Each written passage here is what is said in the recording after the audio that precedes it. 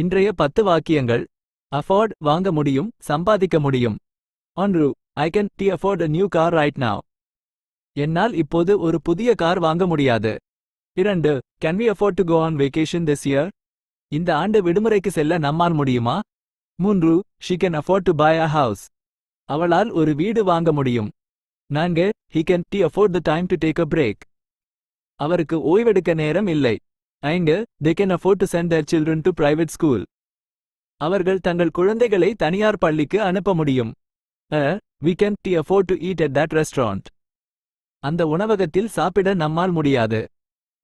She can afford to travel around the world. அவளால் உலகம் முழுவதும் பயணம் செய்ய முடியும். 8, he can afford to lose his job. அவர் தனது வேலையை இழக்க முடியாது. 9, they can afford to live comfortably.